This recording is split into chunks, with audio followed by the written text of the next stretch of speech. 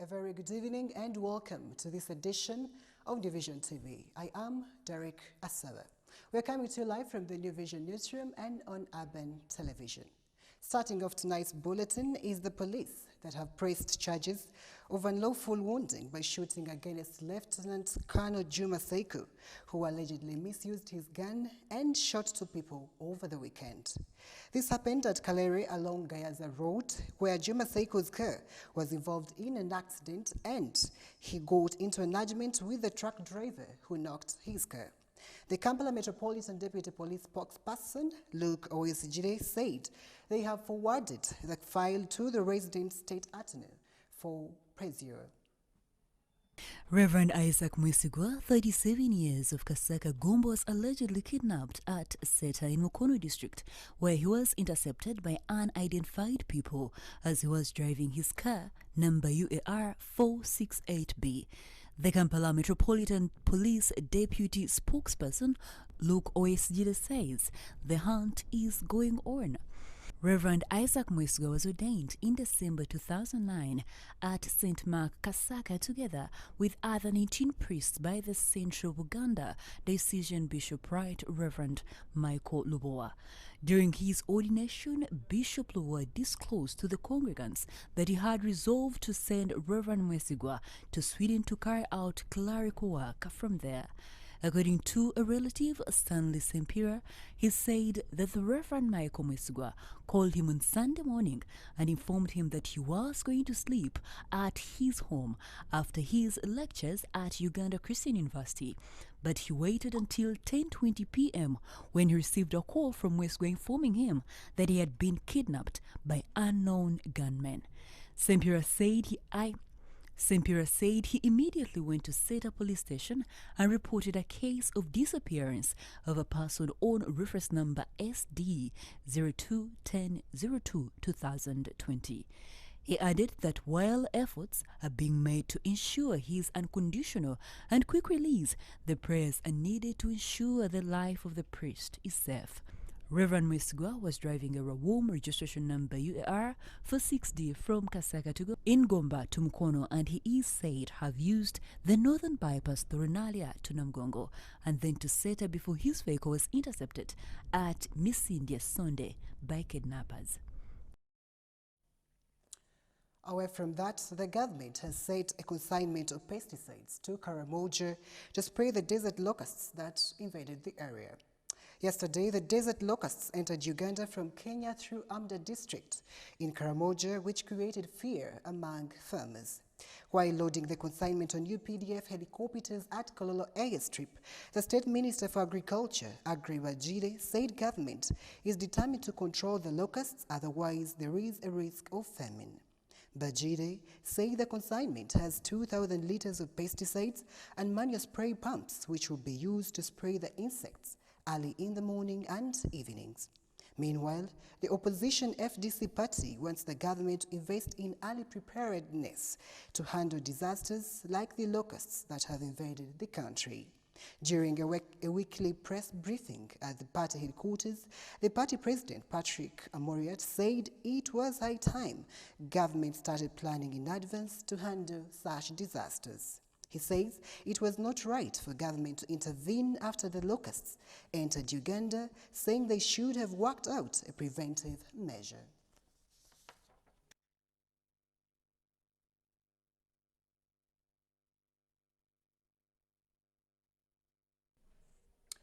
Moving on, President Yoweri Museveni is back in the country from the Ethiopian capital, Addis Ababa, where he joined other heads of state and government in a two-day 33rd African Union Summit. The summit ran under the theme of silencing the guns, creating conducive conditions for African development.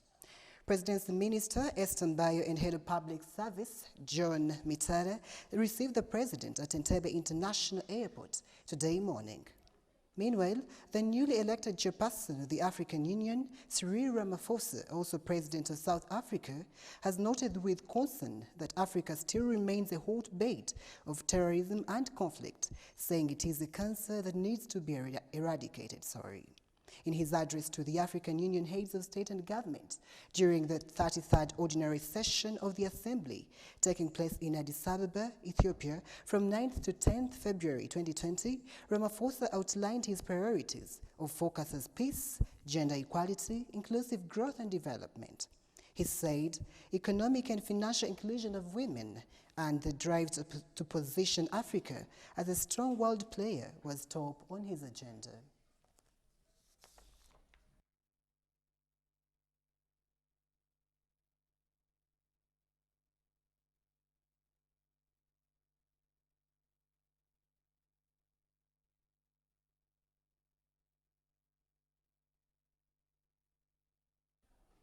Away from that, and on a sad note, floods have hit a number of learning sites in Buvuma Island's Buvuma district, leaving a number of businesses and residents affected.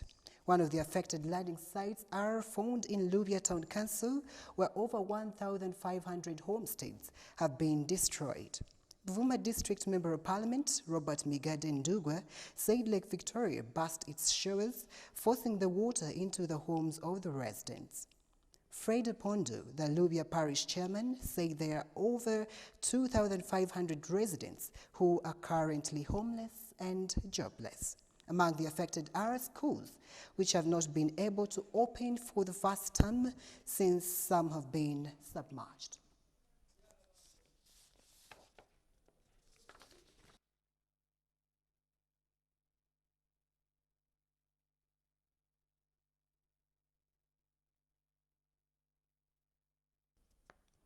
Moving on, 3 people have been confirmed dead in the road accident that involved a commuter taxi that crashed into the rear of the charcoal-laden truck along Kamuli-Jinja Highway. The nasty accident occurred at Busota village, killing 3 people at the spot and injuring 22 others. The injured are undergoing treatment in Kamuli General Hospital. Now, Mubarak Muchibi, a resident of Busota Trading Center, who was part of the rescue team, said the blood-soaked passengers had been trapped in the wreckage with streams of blood flowing out. Around the place, some passengers who the impact of the crash had forced out lay motionless on the sides, backs and chests with their limbs thrown unevenly. According to Kamuli District Police Commander Ahmed Madidi, the nasty accident occurred last evening as the taxi driver attempted to overtake the truck. The survivors say the taxi, which was licensed to carry 14 passengers, was carrying 24 at the time of the accident.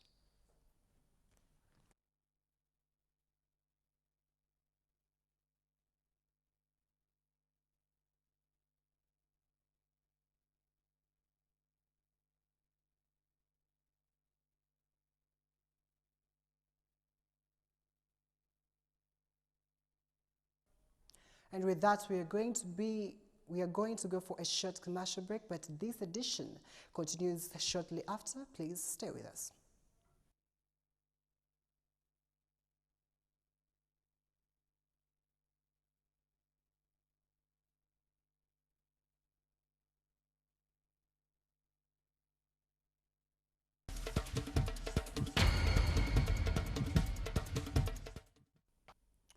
Welcome from that short break, and in case you've just joined us, you're watching New Vision TV News, and I am Derek Asaba.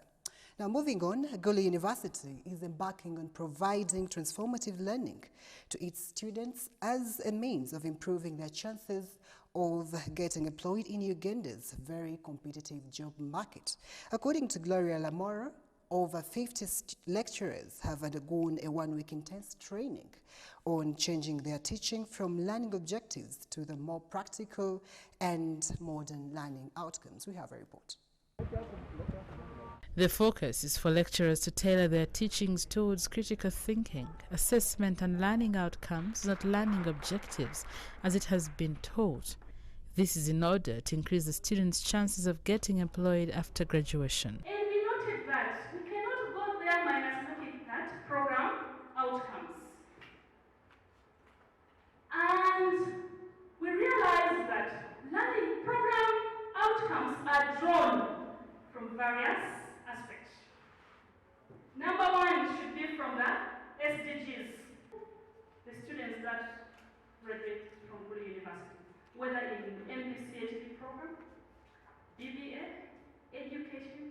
agriculture, so forth. We identified the qualities of a desired graduate that we need. The lecturers have been undergoing a one-week training at the modern Gulu University Library facility, with Tabitha Butchner, a trainer and program coordinator, noting the current global teaching methods like real-life skills. Teaching in East Africa needs to change if young graduates in Uganda, Tanzania and other countries want to be more employable. We cannot foresee, but in the long term we're hoping that because the teaching is being done differently by teaching real life skills, skills that young people can actually use in their job, how to solve any problem they encounter, how to deal with people, how to communicate properly, all these things, we're hoping that the employment rate will go up through that. With the country receiving thousands of graduates every year, Edward Misava Ombajo from Aga Khan University of Kenya explains that the current education instructions have to be reviewed to suit the modern day challenges. In terms of pedagogy that is involved in teaching and learning, it's a big challenge, and that's why we are here for this course redesign workshop that would enhance the skills in terms of faculty understanding their courses and understanding them very well, because you can't teach what you don't really understand. And there are curriculums that our governments have already put in place, and those curriculums have to be reviewed so that they're able to address the current challenges that we are facing, because education that does not solve our societal problems is not worth going for. While Dr. Mary Omingo, an education consultant and trainer with Association for Faculty Enrichment in Learning and Teaching, notes the current courses are designed to see a lecturer succeed in teaching but not ensure that students learn. Most of the courses have been teacher-centered, so our lecturers also lack teaching skills. They teach the way they were taught, basically standing in class and talking or dictating notes. So what we are taking them through is how can they ensure that students learn. As the 50 lecturers receive their certificates, the Gulu University Vice-Chancellor George Openjuru Lada encouraged them to share their new knowledge with other lecturers. There is an assumption that those in education already know teaching. Focus should be on those who have not done teaching. I still think when we bring people who are knowledgeable to some extent, there is cross-fertilization. The training is funded by the British government and will run until late 2021. Report by Joseph Omagol for New Vision TV.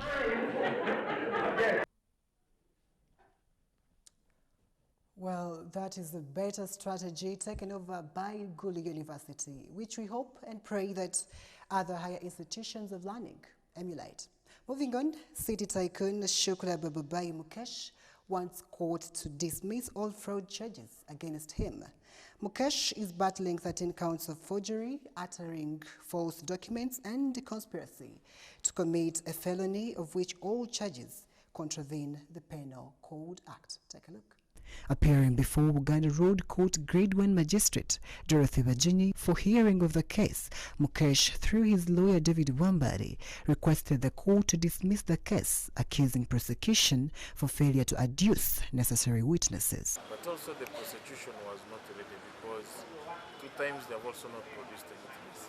He added that the continuous adjournments and delay of the prosecution case have caused a lot of financial constraints to his client, hence delaying him justice. Mukesh's entreaty from court to dismiss the case was prompted by the state prosecutor, Miriam Njuchi, who earlier told court that their witness was not in court for official duties. Your Worship, the matter is coming up for further hearing, but we beg that a short adjournment is made to allow us adduce our last witness, who is not in court for official duties, Njuchi stated. This prompted the magistrate to adjourn the case to February 28, 2020 for further hearing. Prosecution asserts that Mukesh and others still at large own all around April 17, 2015 in Kampala district with intent to defraud or deceive, forged a letter for official handover of hotel diplomat in Muyenga, a Kampala suburb.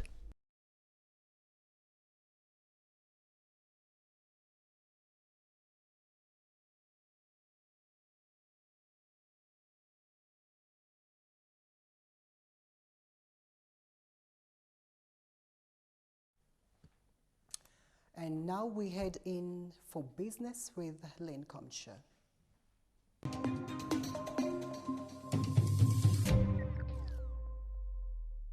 In business tonight, the outbreak of coronavirus in China has thrown the business community downtown Kampala into panic as they anticipate stock-out of goods imported from China. The effects of the outbreak of coronavirus on the market has been made worse by stringent Chinese visa conditions that traders have to meet. Coronavirus has claimed more than 700 lives and left 34,000 infected in Wuhan, China. Some traders have started contemplating finding alternative sources of goods should China fail to find a solution to the virus soon. According to an online resource for international trade, Uganda imports goods worth $1.15 billion from China annually.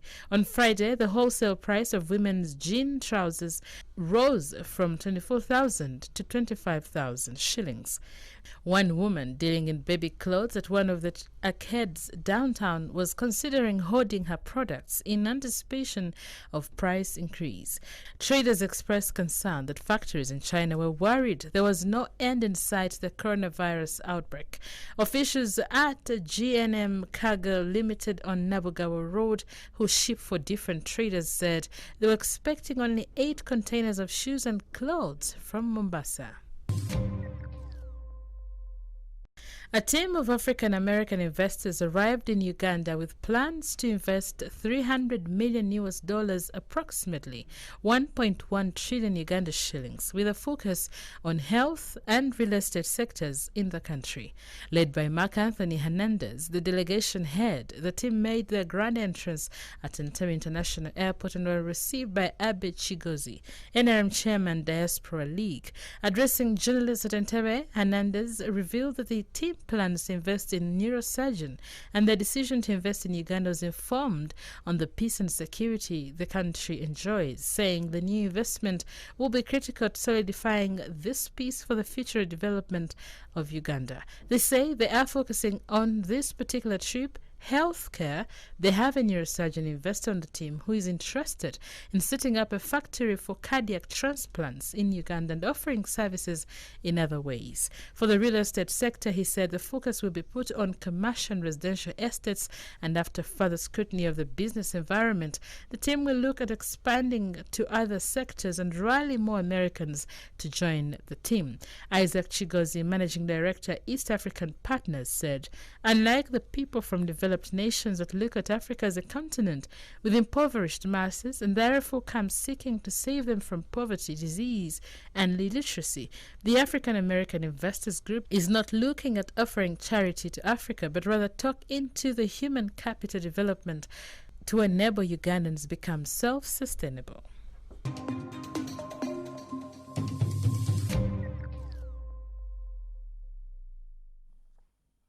Thank you, Lynn Comsher, for that report. Now, in our Pearl of Africa tonight, Lynn and Gili brings us her experience of climbing Mountains of the Moon, Mountain Rwenzori's story. Now, in the series, which we start actually tonight, she tells us the gadgets that you must have, the do's and don'ts if you're to climb Mountain Rwenzori. Take a look.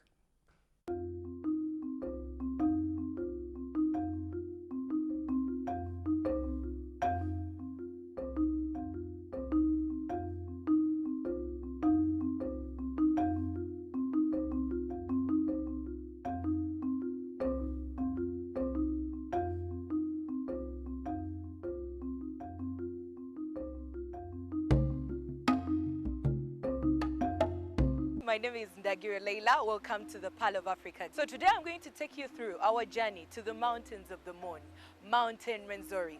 This is one of the famous block mountains. Actually, it's the highest, located in western Uganda. It's one of the few mountains in East Africa that are snow-capped. So I'm going to take you through our journey to the mountain, the hiking experience. What are the must-haves? What is the criteria? How many hours does it take you to get there?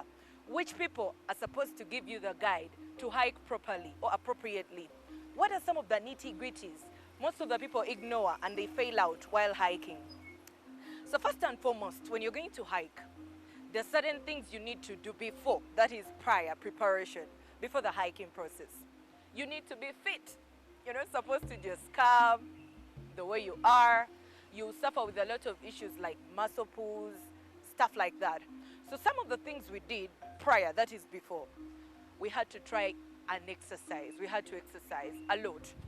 Exercising, I'm not talking about doing very heavy exercises. You can try to walk, you can try to run, you can jog around, just to do prior preparation for hiking, so that your muscles do not get a lot of shock when you've just done it the first time. The second thing you need to do to probably prepare yourself psychologically, you need to be in for it. You need to be happy and excited about it. Feel like you're going to travel or you're going to leave Uganda. Like how most of the people, of course, do it. Some people, when they're going to travel to other countries, they literally don't sleep. So those are some of the things that are supposed to be done to excite you about the journey. Now, among the necessities, when we talk about mountain hiking, we're not talking about the ordinary weather you've been used to. You're going to a place that is colder than the normal temperatures you've been used to. So an umbrella is a prerequisite, a raincoat, because the estimates, it usually rains during the hiking. You need hiking shoes, because this is a mountain, it's not a hill, it's not the normal road you've been used to in Kampala. You need the hiking shoes. Then you need a sleeping bag. This is very important, though very many people during our journey to Kasese, most of the people undermined it. It's very important when it comes to those cold nights. A period reaches, you need something very warm, and not even a blanket can give you the warmth you want. So the most important thing, or one of the key things, is a sleeping bag. Then of course a bottle for water, because you need to hydrate in sessions, and a bag. The big summiting of most of the high mountains, especially Mount Stanley, there is a lot of technical climbing gears we use, especially on the summit day, which is the crampons, ice axes, helmets for safety, up until you get to the top of the mountain. Have you ever been told that you're going to get somewhere, but you're not reaching? You're probably in a relationship, the wedding is being told to you that it's coming. You have the engagement ring, but it's not reaching. That is what happened to us. We had a lot of hope. We thought it was very close. Estimation of 6.9 kilometers in your head. You probably thought it's there. This is the Rocky Mountain. This is the mountain that has things like bridges. Oxygen keeps on deteriorating. The higher you go, the cooler it becomes. And we had no option but to persevere, because the moment you give up, rescue team comes for you, you have to go back down. I had used up all my energy. I was actually seeing the place we were going to, and Christ. They kept on telling me, we are about to reach, we are about to reach. I gained the morale. In the next episode, don't miss.